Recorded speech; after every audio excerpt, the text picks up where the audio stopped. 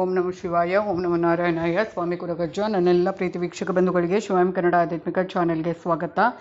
ನಾವು ಊಟ ಮಾಡ್ತಾ ಇರ್ತೇವೆ, ಆ ಸಮಯದಲ್ಲಿ ಸೀನು ಬರುತ್ತೆ, ಅಚ್ಚಿ ಅಂತ ಸೀನು ಬರುತ್ತೆ ಅಲ್ವ, ಅದು ಒಳ್ಳೆಯದ ಕೆಟ್ಟದ, ಶುಭನ ಊಟ ಮಾಡುವಾಗ ಬಂದಾಗ ಅದ್ರ ಬಗ್ಗೆ ಹೇಳ್ತೇನೆ. ಅದಕ್ಕಿಂತ ಮುಂಚೆ ಚಾನಲ್ನ ನೋಡ್ತಾ ಇದ್ದೀನಿ, ನೀವು ಸಬ್ಸ್ಕ್ರೈಬ್ ಮಾಡೋದನ್ನು ಮಾಡ್ತಾಯಿದ್ದೆ, ದಯವಿಟ್ಟು ಸಬ್ಸ್ಕ್ರೈಬ್ ಮಾಡಿ. ಸಬ್ಸ್ಕ್ರಿಪ್ಷನ್ಸ್ ಫ್ರೀ ಆಗಿರುತ್ತೆ. ಹಾಗೆಯೇ ಆದಷ್ಟು ಲೈಕ್ ಮಾಡಿ, ಶೇರ್ ಮಾಡಿ. ಆಧ್ಯಾತ್ಮಿಕಕ್ಕೆ, ಜ್ಯೋತಿಷಕ್ಕೆ ಸಂಬಂಧಪಟ್ಟ ಉಪಯುಕ್ತ ಮಾಹಿತಿಯನ್ನು ನಾನು ನಿಮಗೆ ಹೆಲ್ಪ್ಫುಲ್ ಆಗುವಂಥ ವೀಡಿಯೋನ ಹಾಕ್ತಾ ಇರ್ತೇನೆ. ಹಾಗೆಯೇ ಸಬ್ಸ್ಕ್ರೈಬ್ ಅಂತ ಬರೀ ಒತ್ತಿದ್ರೆ ನನ್ನ ವೀಡಿಯೋ ನೋಟಿಫಿಕೇಷನ್ ಸಿಗಲ್ಲ. ಸಬ್ಸ್ಕ್ರೈಬ್ ಅಂತ ಒತ್ತಿದ ಮೇಲೆ ಸೈಡಲ್ಲಿ ಬೆಲ್ ಐಕಾನ್ ಇರ್ತಾನೆ, ಕ್ಲಿಕ್ ಮಾಡಿದ್ರೆ ಆಲ್ ಅಂತ ಬರ್ತಾನೆ. ಕ್ಲಿಕ್ ಮಾಡಿದರೆ ಮಾತ್ರ ನನ್ನೆಲ್ಲ ವೀಡಿಯೋ ನೋಟಿಫಿಕೇಷನ್ ನಿಮಗೆ ಬೇಗ ಸಿಗುವಂಥದ್ದು. ಆಧ್ಯಾತ್ಮಿಕಕ್ಕೆ, ಜ್ಯೋತಿಷಕ್ಕೆ ಸಂಬಂಧಪಟ್ಟ ವೀಡಿಯೋಸ್ ಹಾಕ್ತಾ ಇರ್ತೇನೆ. ಹಾಗೆಯೇ ನಿಮಗೆ ಏನಾದರೂ ಸಮಸ್ಯೆ ಇದೆ, ನನ್ನ ಜೊತೆ ಹಂಚ್ಕೋಬೇಕು, ಪರಿಹಾರ ಬೇಕು ಅಂದರೆ ಖಂಡಿತವಾಗ್ಲೂ ಸ್ಪಷ್ಟವಾಗಿ ಪ್ರಶ್ನೆಯನ್ನು ಬರೆದು ಕಳಿಸಿ. ರಾಶಿ ನಕ್ಷತ್ರದ ಜೊತೆಗೆ ಗೊತ್ತಿಲ್ಲ ಅಂದರೆ ಡೇಟ್ ಆಫ್ ಬರ್ತ್ ಹಾಕ್ಬೋದು.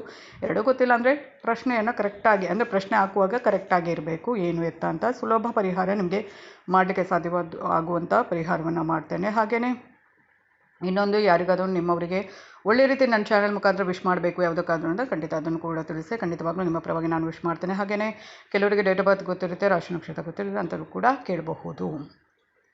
ಡೇಟ್ ಆಫ್ ಬರ್ತ್ ಹಾಕಿ ಕೇಳಿದರೆ ನಾನು ಖಂಡಿತವಾಗ್ಲೂ ಪ್ರತಿಯೊಂದಕ್ಕೂ ಉತ್ತರ ಕೊಡ್ತೇನೆ. ನಾನು ನಿಮ್ಮ ಜೊತೆ ಯಾವತ್ತಿರುತ್ತೆ. ನಾನು ನಂಬಿರುವ ಶಿವದೇವರ ಕುರುಗಜ್ಜ ದೇವದ ಆಶೀರ್ವಾದ ನನ್ನೆಲ್ಲ ಪ್ರತಿ ವೀಕ್ಷಕ ಬಂಧುಗಳ ಮೇಲೆ ಸದಾ ಇರುತ್ತೆ ಅಂತ ಹೇಳ್ತಾ, ಆಹಾರ ಸೇವಿಸುವಾಗ ಸೀನುವುದು ಶುಭವೋ ಅಶುಭವೋ ಅದ್ರ ಬಗ್ಗೆ ಮಾತಾಡ್ತೇನೆ.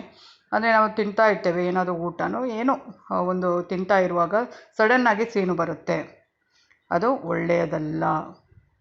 ಆಗೇನು ಮಾಡಬೇಕು, ಸ್ವಲ್ಪ ಹೊತ್ತು ಹಾಗೆ ಇದ್ದು ಅನಂತರ ತಿನ್ನಲಿಕ್ಕೆ ಶುರು ಮಾಡಬೇಕು.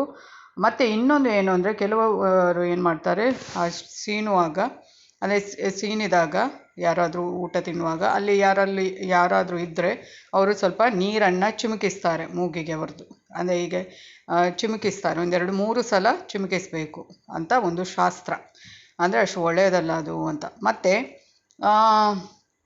ಇನ್ನೊಂದು, ನೀವು ಮದ್ದು ತಗೊಳ್ಳುವಾಗ ಯಾರಾದರೂ, ಅಂದರೆ ಪೇಷಂಟ್ಸ್ ಮದ್ದು ತಗೊಳ್ತಾ ಇರ್ತಾರಲ್ವ, ಆಗ ನೀವೇನಾದರೂ ಸೀನಿದ್ರೆ ಅದು ಒಳ್ಳೆಯದಂತೆ.